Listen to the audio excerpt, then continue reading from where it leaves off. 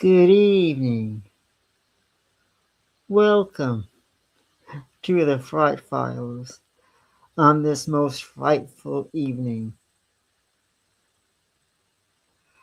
I hope you are in store and ready for a tale that you have never heard before, at least not quite like this.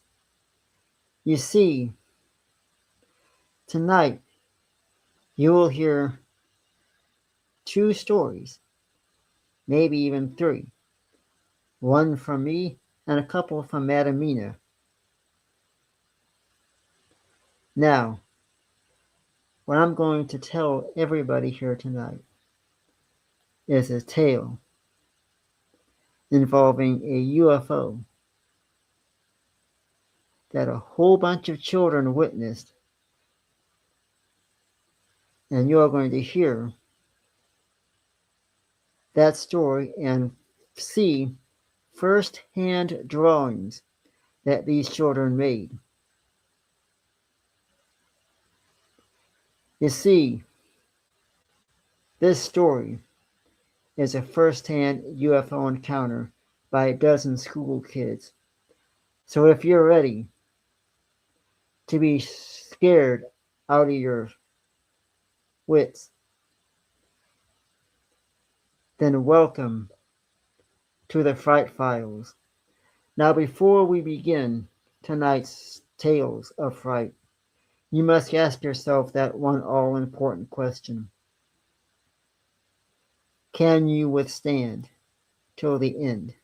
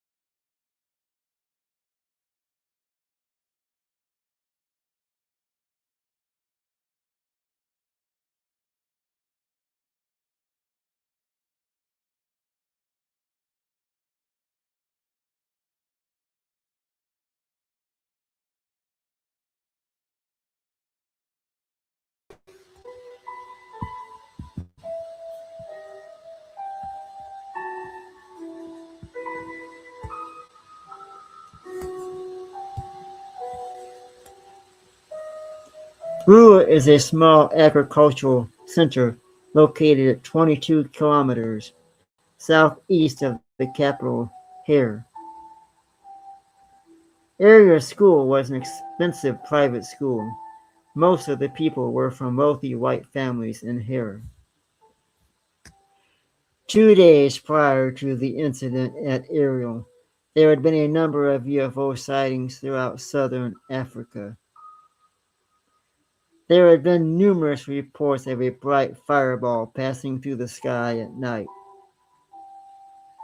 Many people answered ZBC radio requests to call in and describe what they had seen, although some witnesses interpreted the fireball as a comet or a meteor. It resulted in a wave of UFO mania in Zimbabwe at the time. Now, the photo you are looking at is one of the drawings that the children drew. They were all placed separately in different areas to draw what they had seen, and this is one of the photos that the children drew. You can see the UFO between the trees. This was quite a sight for all the children.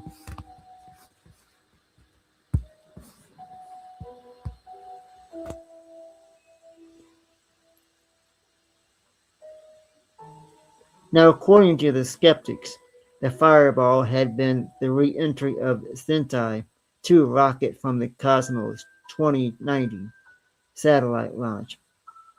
The booster broke up into burning streaks as if novelty silently across the sky, giving an impressive light show to millions of Africans. However, local UFO researcher Cynthia Hind recorded other alien sightings at the time, including a daylight sighting by a young boy and his mother, and a report of an alien being on a road by a trucker.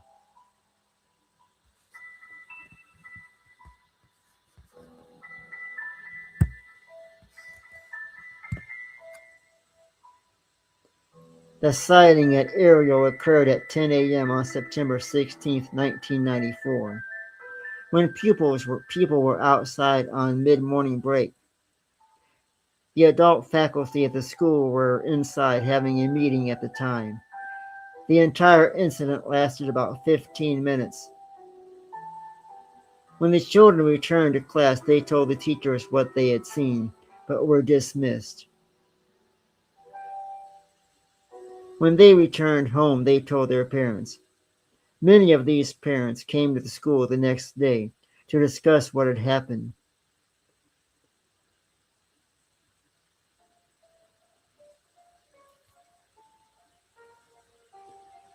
The photo you're looking at is another photo from one of the children. And one thing to remember is all of these students were drawing photos pretty much indicating the exact same thing, all reporting having seen the exact same thing, drawing the same beings, drawing the same spaceship.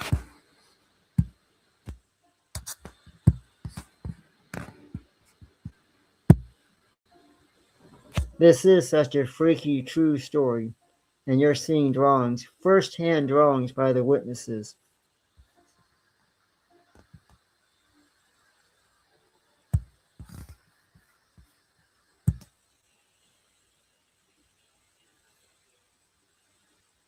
The BBC correspondent in Zimbabwe, Tim Leake, visited the school on September 19th to film interviews by the people.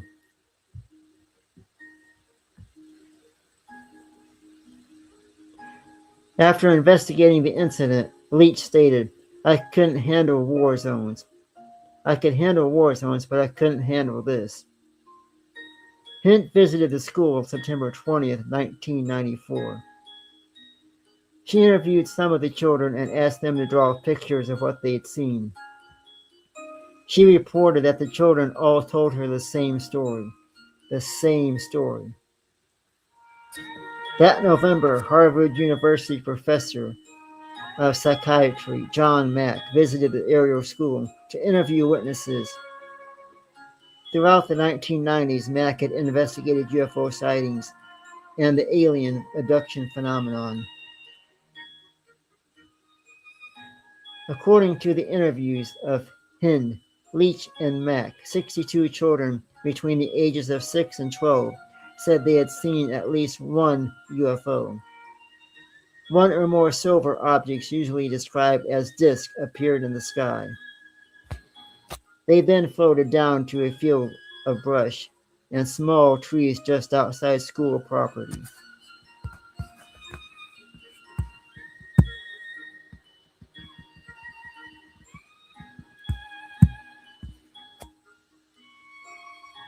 In the chat, somebody says, I'm pretty sure there was a TV episode on this occurrence. There was. I myself cannot recall what the name of the show was, but I will gladly put it in the chat. Here's another drawing made by the children, one of the children. This was quite an occurrence. Imagine being a child at school and everybody in your class seeing a UFO out back.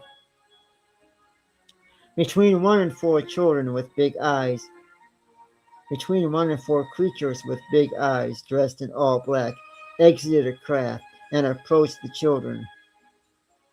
At this point, many of the children ran, but some, mostly older kids, stayed and watched the approach. According to Mack's interviews, the creatures or creature then telepathically communicated to the children an environmental message before returning to the craft and flying away. According to Dunning, this telepathic message aspect of the story was not included in any reports, although it was reported later. In Mack's interview, one 5th grader tells how he was warned about something that's going to happen, and that pollution must be taken care of. An 11-year-old girl told Mack, I think they want people to know that they were actually making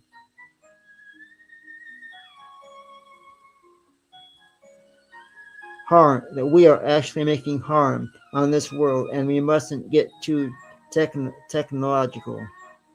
One child said that he was told that the world would end because they are not taking care of the planet. Now, the children were adamant that they had seen a plane.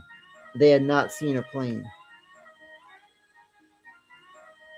All children reported seeing a craft and or beings.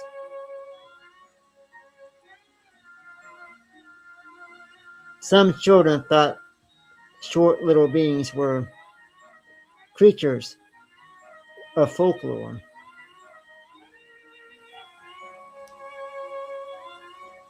The Ariel School UFO incident quickly became one of the most famous UFO cases in Africa. On June 20, 2021, an episode of BBC Witness History, the UFO event was described as one of the most significant events in UFO history. UFologists continue to cite the case as providing compelling evidence of extraterrestrial visits to Earth. Skeptics have suggested the incident could be explained as a mass hysteria or a prank. But all children agree what they saw that night, what they witnessed that day, what they told their parents that night, was not a plane, was not a crop duster, was not a balloon. It was indeed creatures from outer space. Hinch interviewed the children in groups of 4 to 6, with every other child allowed to listen, and so their stories were not cross-contaminated. Mack only interviewed the children 2 months after the alleged sighting, and during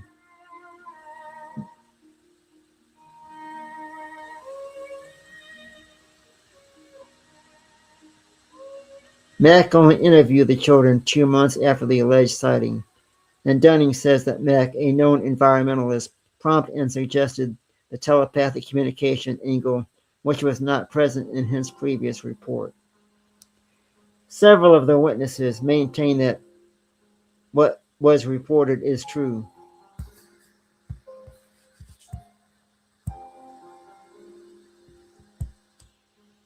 This drawing is from one of the children. And notice how each child seems to draw the same thing in every picture, and or the same being.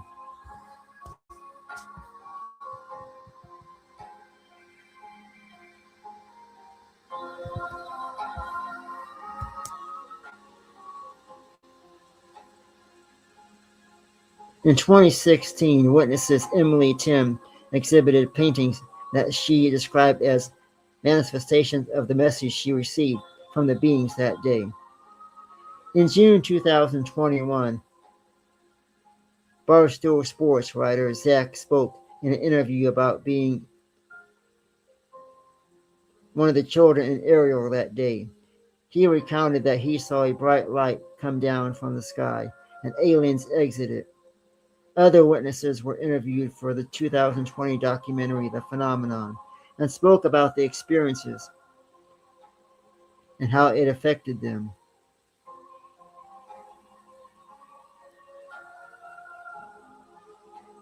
In 2023, in the Netflix documentary Encounters, a former student named Dalen claimed that he was behind the incident. He claimed that he purposely told his classmates and other students that a shiny rock in the distance was a UFO.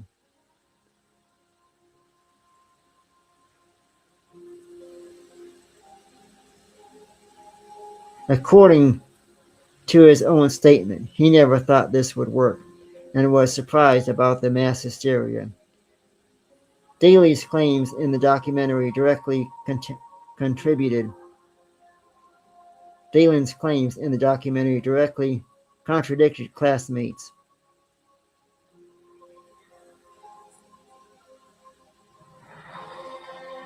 "15 years prior to the documentary,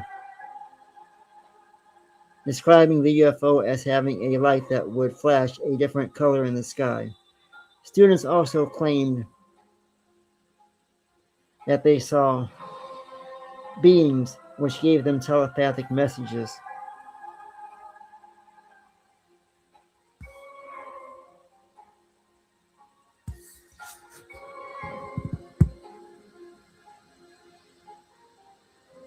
Now, the sightings at Ariel occurred at 10 a.m. on September 16, 1994, when the children were outside on a mid-morning break. That night, when they returned home, they told their parents what they saw.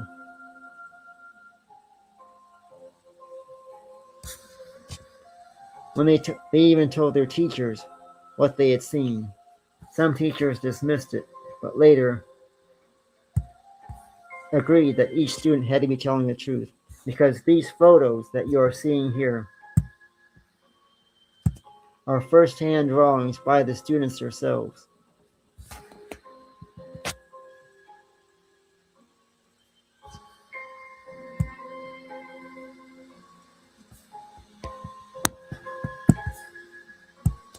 And here's a collage of all the drawings by the students.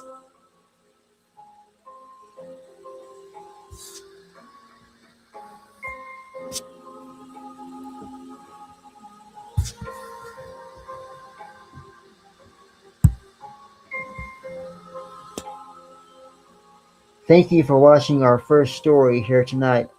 We hope you weren't too scared or too freaked out by the photos. Yes, this incident did occur. Yes, these children did see a UFO and get telepathic messages from beings that day. We will be right back with story number 2. And we will soon be joined by Madam Mina, who has got a couple of frightful tales for you.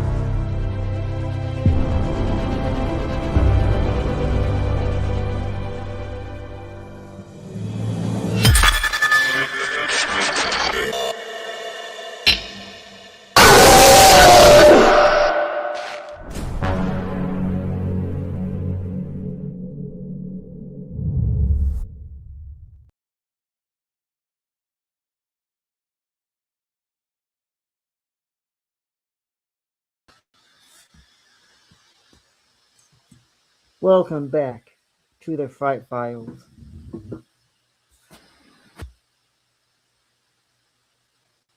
A couple weeks ago, we did a show talking about some of our most famous episodes and stories on the Fright Files. These stories were some of our number one stories we've told here. But tonight, Dr. Fright is going to count down the two of his most famous stories of all times, as we have done so many episodes on this show. Tonight we will count down the most scariest stories we have told here tonight. And I want to thank everybody in the chat room who is here. And thank everybody who is watching around the globe. You are a fan of Dr. Fright.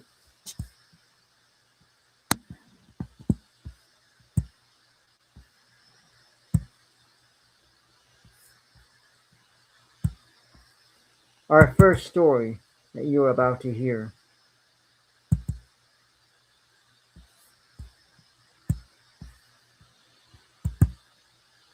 comes from one of our most famous episodes.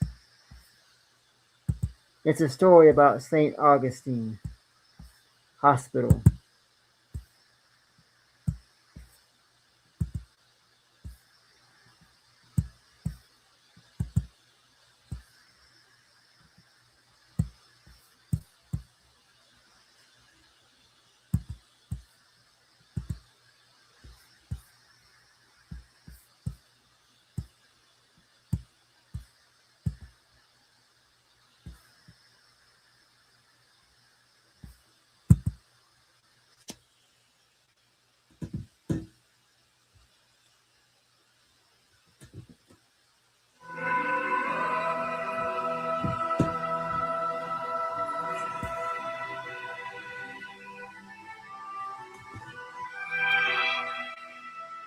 St. Augustine's Hospital, a once thriving medical institution, has been abandoned for decades. The morgue located in the hospital's basement is said to be the most haunted place in the building. The legend goes that at midnight, spirits of those who have died in the hospital rise from their slabs, seeking revenge on living. Now Lillian, a thriving seeker with a love for ghost hunting, convinces his friends to spend the night in the morgue. Armed with cameras and ghost hunting equipment, they break into the hospital on Halloween night, determined to capture evidence of the paranormal. The air is thick with the scent of decay, and the silence is oppressive as they make their way down to the morgue. The morgue is cold and dark, the metal slabs covered in dust and grime. The group sets up their equipment, the flickering lights casting eerie shadows on the walls as they wait for the midnight to strike. They begin to hear strange noises, footsteps echoing down the empty hallways, the faint sound of whispering voices, and the unmistakable creak of metal as the clock strikes midnight. The room grows colder and the lights flicker out, plunging the group into darkness. The metal slabs begin to creak and groan, as if something is moving beneath them. The whispers, the whispering voices grow louder and more frantic, and the group realizes too late they are not alone. The doors to the morgue slam shut, trapping them inside. The temperature drops even further, their breath visible in the freezing air. One by one, the metal slabs begin to move, the bodies of the long dead patients rising from their internal rest. The corpses, their faces twisted in pain, and anger surrounds the group, the hollow eyes fixed on the intruders. Lillian and his friends try to escape, but the Corpses are relentless, their cold, lifeless hands gripping them, arms and legs dragging them towards the slabs, the spirits of the dead patients tortured by the untimely deaths, seeking revenge on those who disturbed their rest. Now the group is forced onto the slabs, their bodies frozen in place as the corpses prepare to claim their souls. And just as the spirits are about to exit and extract their final revenge, the clock strikes one and the lights flicker back on. The corpses collapse back onto the slabs, limpless, lifeless once more. The doors to the morgue swing open, and the group is left alone, their hearts pounding in their chests. But as they stumble out of the hospital, they realize that something has changed.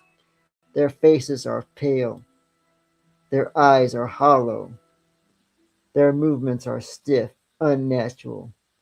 The spirits of the dead patients have taken over their bodies, leaving their own souls trapped in the cold, dark morgue, waiting for the next group of ghost hunters to make some mistake.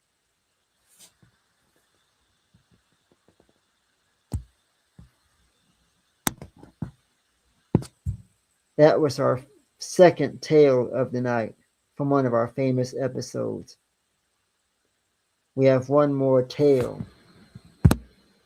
before Madamina arrives.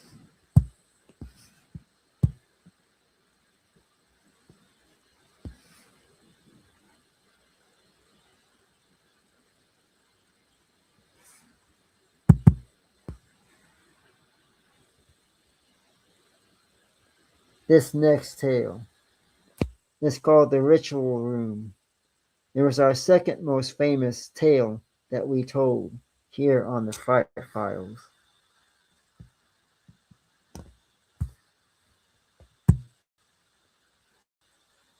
Yes, this is a scary tale. All of our tales on the Fright Files usually get scarier as they go. That's why we always ask all fans of Dr. Fright if they feel they can survive till the end.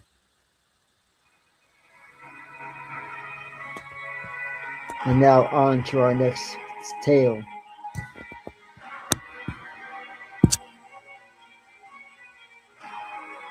Hidden deep within the forest outside of town, there's an old abandoned mental asylum known as the Blackwood Asylum. Decades ago, it was the site of an horrific experiment and dark rituals leading to its closure. Now the asylum is crumbling, ruin in its halls echoing with the screams of the patients who died there. The most feared part of the asylum is the ritual room, where it is said that a doctor turned cult leader performed ghostly rituals to summon entities from another dimensions. Mark, an urban explorer with a fascination for the strange and unknown, decides to investigate the Blackwood Asylum, lured by the rumors of the ritual room. Armed with a flashlight and a camera, he ventures into the asylum late one night, the cold air biting at his skin.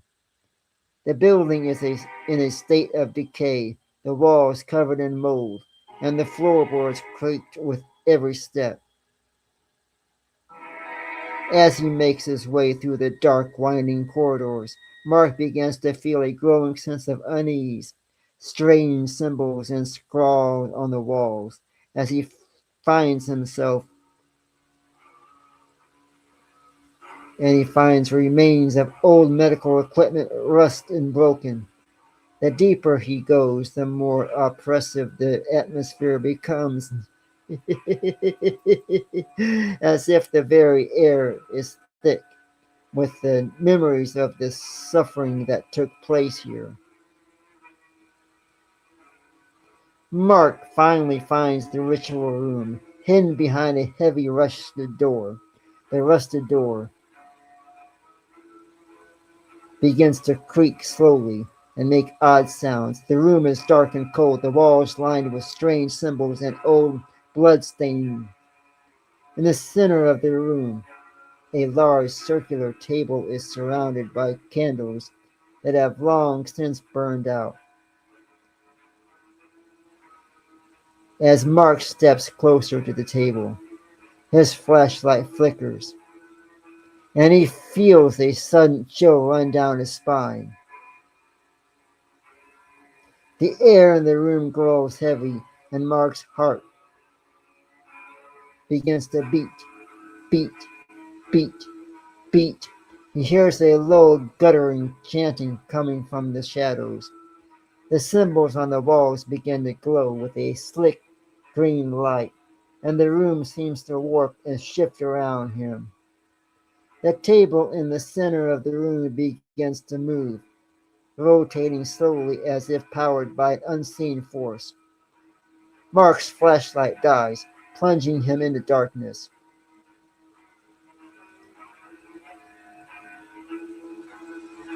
In the pitch-black room, Mark hears the sound of footsteps.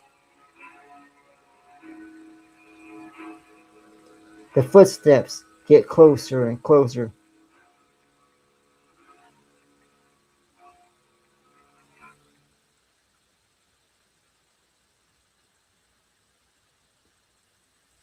The chanting grows louder. The footsteps more deliberate, getting closer with every second. Mark realizes with horror that he's not alone.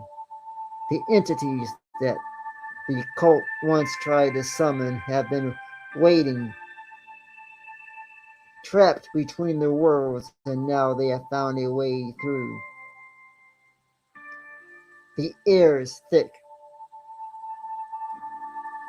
The air in the room crackles with energy, and Mark feels something cold and wet wrapped around his ankle, dragging him towards the center of the room.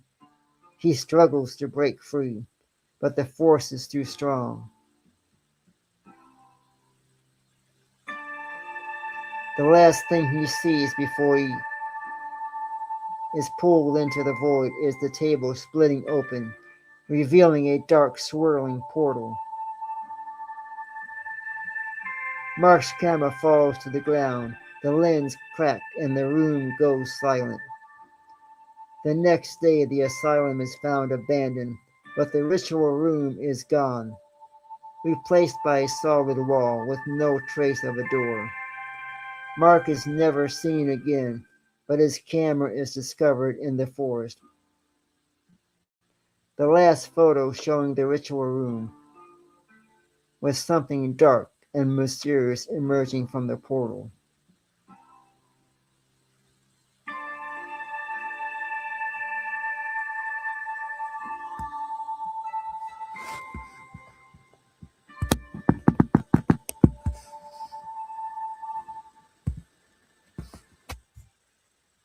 The story you have just heard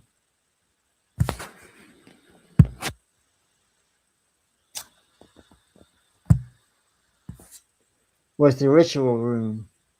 And yes, folks, these are true tales from first-hand witnesses that have experienced these frightful encounters. And as we wait for the arrival of Madam Mina,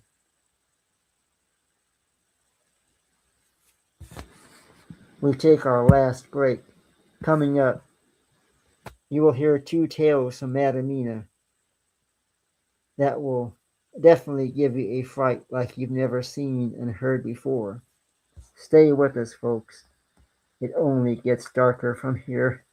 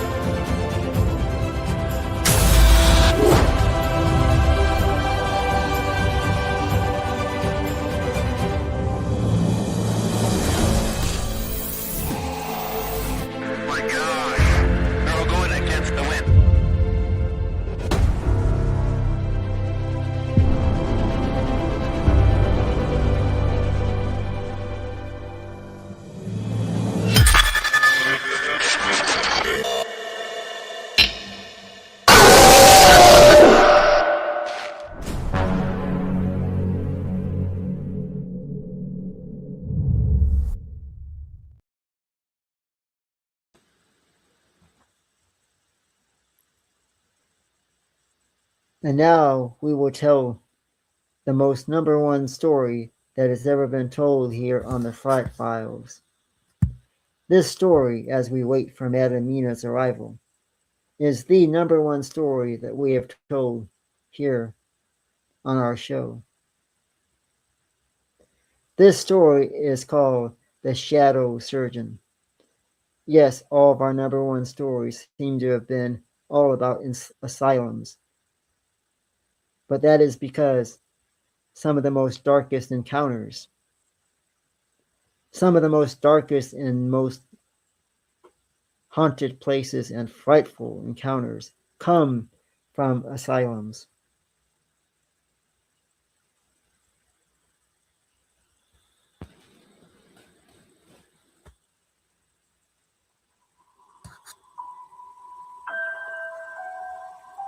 In a state-of-the-art hospital, there is a section of the basement that has been sealed off for years. The hospital staff avoided talking about it, but the rumor amongst the nurses is that the basement was once used as an illegal surgical clinic.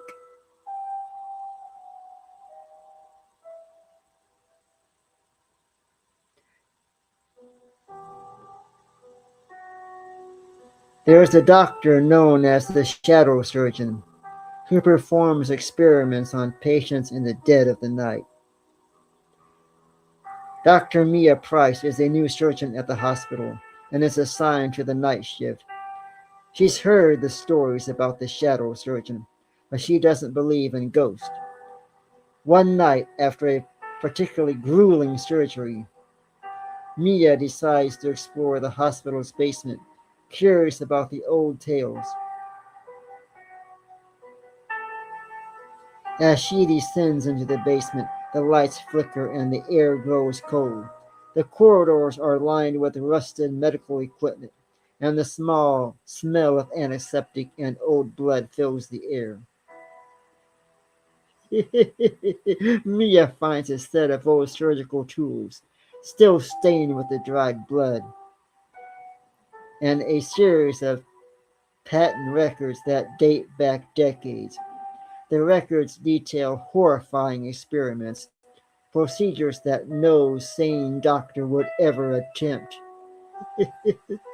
I love these stories of the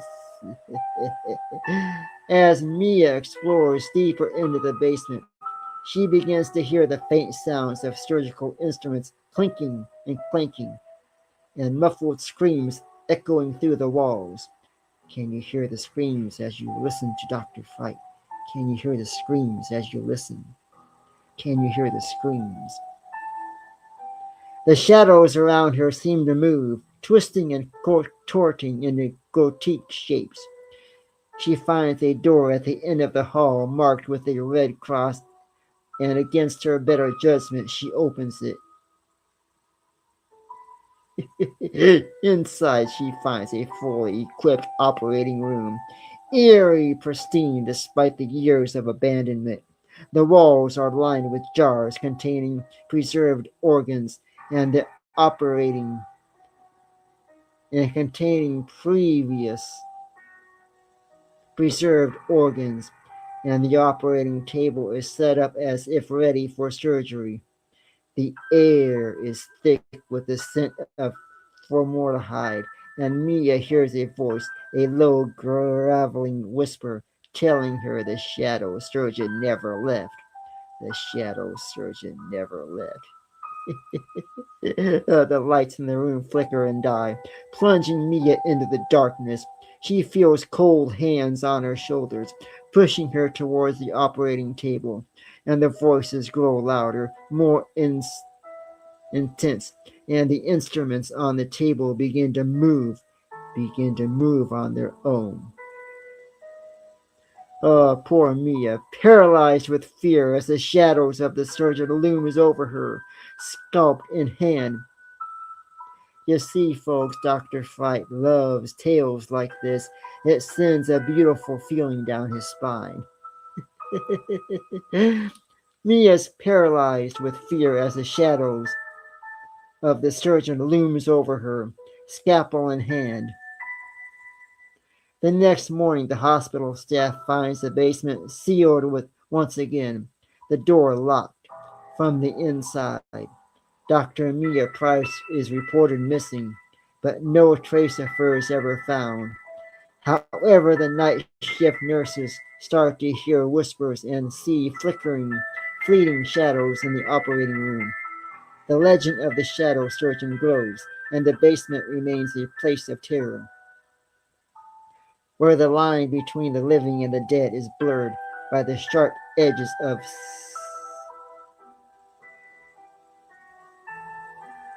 by the sharp edge of a scalpel.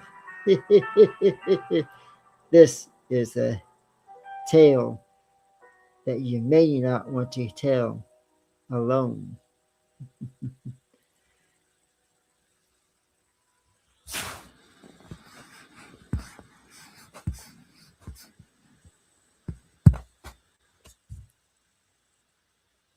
You just heard the tale of the shadow surgeon. This has been a most frightful night for telling stories. And yes, folks, Dr. Fright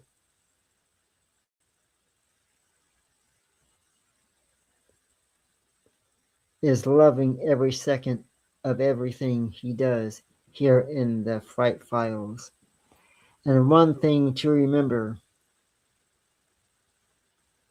when you're alone at night, be sure to lock all your doors. You don't want to let the shadow surgeon in. And Madam Mina unfortunately cannot join us here tonight for the Fright Files. But this has been a most frightful night for Dr. Fright and all of his fans in the chat. Before we leave, let's take one more look.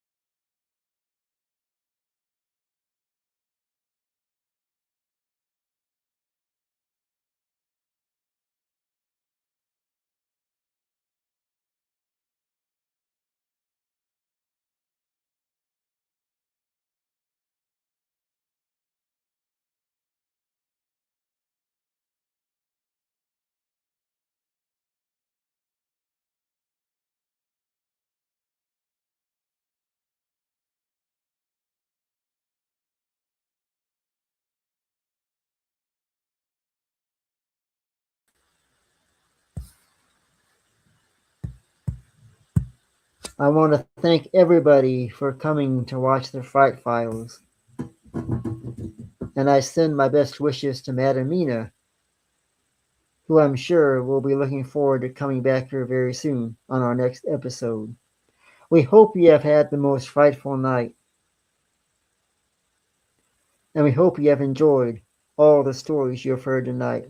You heard the stories of the aerial phenomena school encounter, and saw firsthand drawings by the students. And you've heard 3 of our most #1 episodes ever told here on the Fright Files, all from the Shadow Surgeon and other asylum encounters.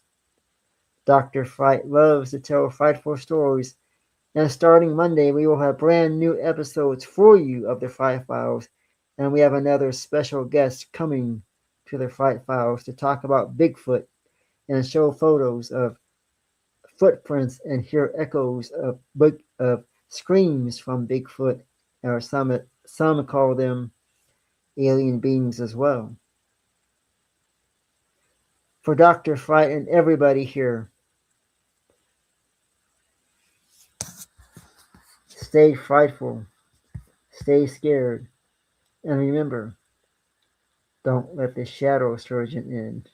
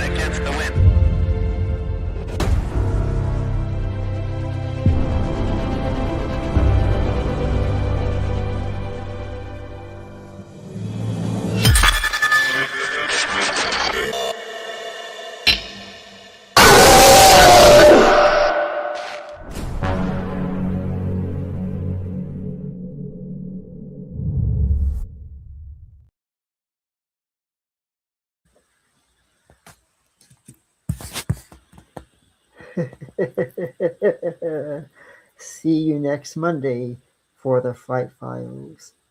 Dr. Fright says good night.